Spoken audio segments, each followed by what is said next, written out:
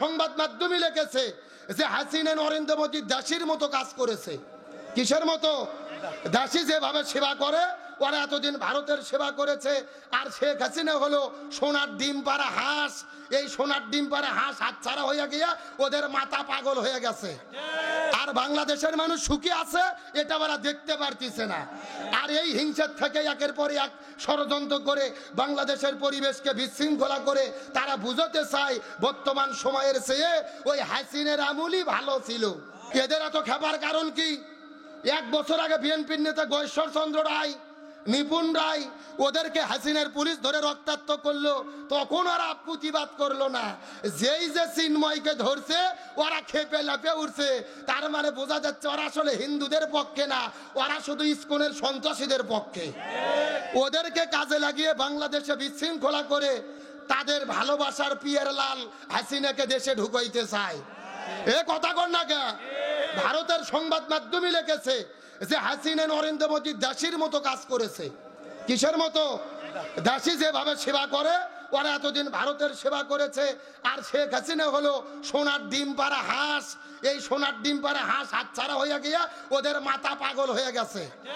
আর বাংলাদেশের মানুষ সুখী আছে এটা ওরা দেখতে পারতেছে না। আর এই হিংসার থেকে একের পর এক ষড়যন্ত্র করে বাংলাদেশের পরিবেশকে বিশৃঙ্খলা করে তারা বুঝাতে চায় বর্তমান সময়ের চেয়ে ওই হাসিনের আমলই ভালো ছিল। ওরা এই জিনিসটা প্রমাণ করতে চায়। কিন্তু আজকের প্রোগ্রাম থেকে শুরুতেই বলি, তাদের ষড়যন্ত্র করে কোনো লাভ হবে না। বাংলাদেশের 18 কোটি জনতা ঐক্যবদ্ধ হতে হবে। আমাদের প্রিয় ভাই আবু সাইদ বন্দুকের কাছে বুক পাতিয়ে দিয়ে 4টে গুলিকে শহীদ হয়ে মাটিতে পড়েছে, মুগ্ধ জীবন দিয়েছে। 1700 ছাত্র জনতা জীবন দিয়ে যেই বিপ্লব অর্জন করে বাংলাদেশের স্বাধীনতা এনেছে, এই স্বাধীনতা হাতছাড়া করলে হবে না। রসুল বলেছেন হাদিসের ভেতরে, কিয়ামতের আগে হিন্দুস্তানে একটা যুদ্ধ হবে। ওই হিন্দুদের সঙ্গে ইমানদারদের যুদ্ধ, বেঈমানদের যুদ্ধ। ওই যুদ্ধের মধ্যে যারা অংশগ্রহণ করবে বিনয় হিসেবে আল্লাহ তাদেরকে জান্নাতের মেহমান বানাবে।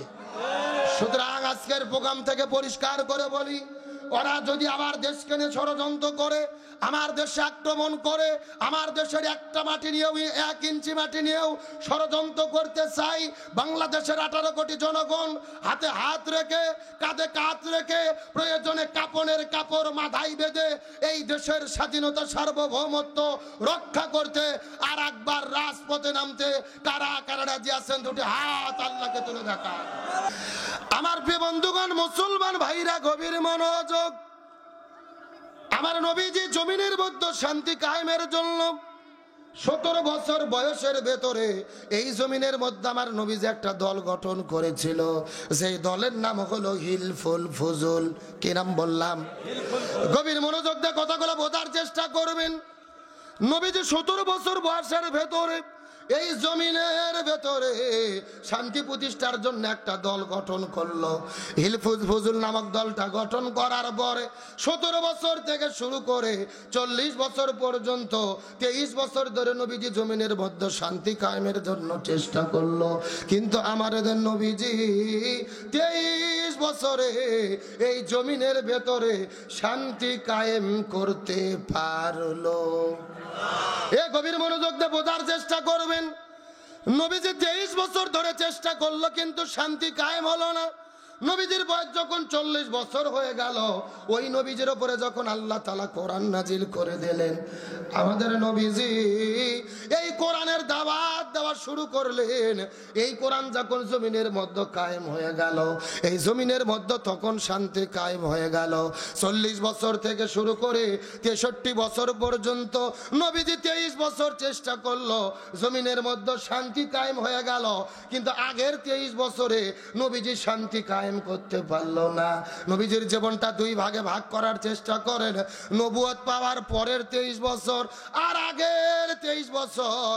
আগের 23 বছরে নবীজি শান্তি কায়েম করতে পারলো না। এর পেছনে কারণ হলো আগের 23 বছরের ভেতরে নবীজির দল ছিল, কিন্তু নবীজির দলের সংবিধান আল্লাহর কোরআন ছিল না। আমার কথা কি বোঝা যায়?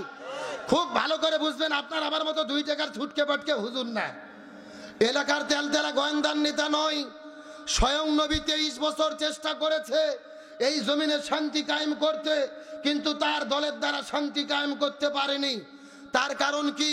নবীজির দল ছিল, ওই দল আল্লাহর কোরআন দিয়ে পরিচালিত হয় নাই, এই জন্য শান্তি কায়েম হয়নি। তার মানে বোঝা গেল বর্তমানে বাংলাদেশের পরিবেশে অনেক অনেক দল আছে, অনেক দলই শান্তি কায়েমের কথা বলবে, কিন্তু একটা কথা পরিষ্কার করে বলি, ওই দলের দ্বারা জমিনে শান্তি কায়েম হবে না যেই দল আল্লাহর কোরআনের সংবিধান দিয়ে চলে না। কথা কি ক্লিয়ার না ভেজাল আছে? আরে যারা নিজেরা কোরআন দিয়ে চলে না, ওদের নিজেদের মধ্যে গুতগুতি করছে তো অবস্থা খারাপ। এই জন্য আল্লাহর কোরআন বলেছেন, ওয়ালতাকুম মিনকুম উম্মাতুন ইয়াদউনা ইলাল খায়র, তোমাদের মধ্যে অবশ্যই একটা দল থাকতে হবে যেই দল সৎ কাজের আদেশ দেবে, অন্যায় দেখলে বাধা দেবে। তোমাদের দায়িত্ব হলো ওয়াতাসিমু বিহাবলিল্লাহি জামিআন ওয়া লা তাফাররাকু, যদি তোমরা মুসলমান হও অবশ্যই তোমাদেরকে একটা দল করতে হবে। আল্লাযীনা ইম্মাক্কান্নাহুম ফিল আরদি আকামুস সালাহ ওয়া আতাবুজ যাকাত ওয়া আমারু বিল মারুফ ওয়া নাহাউ আনিল মুনকার। কোন মুসলমান যদি ক্ষমতায় যায় তাদের 4টে কর্মসূচি বাস্তবায়ন করতে হবে। 1 নম্বর নামাজ বাধ্যতামূলক করবে, 2 নম্বর যাকাত ভিত্তিক অর্থনীতি কায়েম করবে, 3 নম্বর ভালো কাজ চালু করবে, 4 নম্বর মন্দ কাজ বন্ধ করবে। এই 4 কর্মসূচি যেই দল জমিনে কায়েম করতে চায় ওই দলের পক্ষে আমাদের থাকতে হবে। কথা কি আব্দুল সালাম যুক্তিবাদী না আল্লাহর? আরো ধরে বলেন। এই জন্য রাজনীতি যদি করতেই হয়, রাজনীতি করতে হবে কোরআনের রাজনীতি।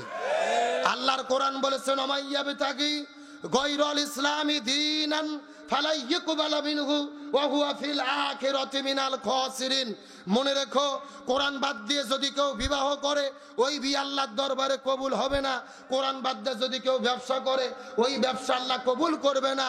কোরআনের নিয়ম বাদ দিয়ে যদি কেউ রাজনীতি করে ওই রাজনীতিও আল্লাহ কবুল করবে না। তাহলে জোরে বলেন, শান্তির জন্য কি লাগবে? আরো জোরে বলেন। এ ভাই, 2 পাশের 2টা বক্স বন্ধ করে দেন তো দেখি। বক্স বন্ধ করেন, 2 পাশের বক্স বন্ধ করেন, শুধু মাইক চলুক। আর এই দুই ইয়া চলবে। জি, অফ করছেন। তাহলে জোরে বলেন, শান্তির জন্য কি লাগবে? আরো জোরে বলেন। আমার প্রিয় বন্ধুগণ, মুসলমান ভাইরা গভীর মনোযোগ। এই জন্য আল্লাহ রাব্বুল আলামিন কত চমৎকার করে কোরআনের মধ্যে বলেন, ওমান আরাদু আন যিকরি ফাইন্না লাহু মাঈশাতান দানকা ওয়া নাহশুরুহু ইয়াওমাল কিয়ামাতি আমা। সূরা তাহা 16 নম্বর পরের 19 নম্বর পৃষ্ঠার 13 নম্বর লাইন, 124 নম্বর আয়াতে কারিমা। তাফসীর ইবনে কাসিরের মধ্য থেকে বলতেছি, আল্লাহ তাআলা ডাক দেয় বলে, পৃথিবীর মানুষেরা মনোযোগ দিয়ে বোঝার চেষ্টা করো। ব্যক্তি, পরিবার, সমাজ, রাষ্ট্র, রান্নাঘর থেকে শুরু করে সংসদ ভবন পর্যন্ত এই কোরআন বাদ দিয়ে যারা জীবন পরিচালনা করবে, আমি আল্লাহ তাদের জীবনে কোনো শান্তি রাখবো না। আর যারা কোরআন বাদ দিয়ে জীবন পরিচালনা করবে, আমি আল্লাহ তাদেরকে হাসরের ময়দানে 2 চোখগুলোকে অন্ধ করে উঠাবো। কোরআন যারা মানবে না তাদের জীবনে অশান্তি দেবে কে? শুধু যে অশান্তি তা নয়, আল্লাহদেরকে 2 চোখ অন্ধ করে হাসরের ময়দানে উঠাবে। এই জন্য আল্লাহর কোরআন বলেন, ফামান তাবিয়া হুদায়া ফালা খাউফুন আলাইহিম ওয়ালা হুম ইয়াহজানুন। শান্তি মুক্তি যদি পেতে চাও কোরআনের কাছে আসা লাগবে। এ চৌডাঙ্গার মুসলমান, গভীর মনোযোগ। এই যে আপনারা লিখে দিয়েছেন আব্দুল সালাম যুক্তিবাদী, আমি যুক্তি দিয়ে কিছু কথা আপনাদেরকে বুঝাই। মনে করেন বাংলাদেশে ঢাকা শহরে বিশাল বড় একটা পানির ট্যাঙ্কি আছে। যেরকম কিসের ট্যাঙ্কি? ওই ট্যাঙ্কির মধ্যে থেকে পাইপ দিয়ে দিয়ে বাংলাদেশের 64টা জেলায় পানি সাপ্লাই দেওয়া হয়। এখন ওই ট্যাঙ্কির ভেতরে একটা মরা বিড়াল মরিয়ে পৌঁছে গন্ধ উঠে আসে। একটা পাইপ আস্তে আস্তে আস্তে আপনাদের চুয়াডাঙ্গা জেলার জীবননগরেও এসেছে। এখন বলেন তো, ওই যে ট্যাঙ্কির মধ্যে মরা বিড়াল মরিয়ে পৌঁছে গন্ধ উঠে আসে, পাইপ দিয়ে দিয়ে পানি এসে জীবননগর বের হচ্ছে, এই পানি ভালো না গন্ধ? আরো জোরে বলেন। এখন গন্ধলা পানি বের হওয়ার পরে চুয়াডাঙ্গা জেলার যত হুজুর আছে, হুজুর, মুফতি, মুহাদ্দিস, ইমাম, ফকি, মুয়াজ্জিন সবাইকে ডেকে বলেছে, এই হুজুরের গোষ্ঠীরা, এই যে গন্ধলা পানি বের হচ্ছে তোমরা ফু দিয়ে দিয়ে পরিষ্কার করো। হবে? এ জোরে বলেন হবে? আচ্ছা বলেন তো, কাবা শরীফের ইমামও যদি আসে ওই পানি ফু দেয়, পানি পরিষ্কার হবে? আচ্ছা বলেন তো, পানি পরিষ্কার করতে গেলে কি পরিষ্কার করা লাগবে? ওই ট্যাঙ্কি পরিষ্কার করা লাগবে। এটাকে বুঝতে পেরেছেন? এইবার আসল কথা শোনেন। এই বাংলাদেশেও শান্তি প্রতিষ্ঠার একটা ট্যাঙ্কি আছে, যার নাম হলো সংসদ ভবন। বলেন, আর ওই সংসদ ভবনের ভেতর থেকে বাবার আইন, দাদার আইন, স্বামীর আইন, চাচার আইন, কার্ল মার্কসের আইন, লেনিনের আইন, পুতিনের আইন, প্লেটোর আইন, সক্রেটিসের আইন, ধর্মনিরপেক্ষতাবাদ, জাতীয়তাবাদ, সোশ্যালিজম, ক্যাপিটালিজম, মানব রচিত তন্ত্র মন্ত্রকে জুতাই এবং ঝাঁটাপিটা করে এই জমিন থেকে বিদায় করে যতদিন পর্যন্ত এই কোরআন সংসদের মধ্যে ঢুকাইয়া কোরআন দিয়ে বাংলাদেশ পরিচালিত না হবে, ততদিন পর্যন্ত এই জমিনের ভেতরে শান্তি আসতে পারে না, পারে না, পারে না। সুতরাং বাংলাদেশের শান্তি কায়েমের জন্য এই কোরআন দিয়ে বাংলাদেশ চলুক, এটাকে আপনারা চান? কারা কারা চান? দুটি হাত আল্লাহকে তুলে দেখান।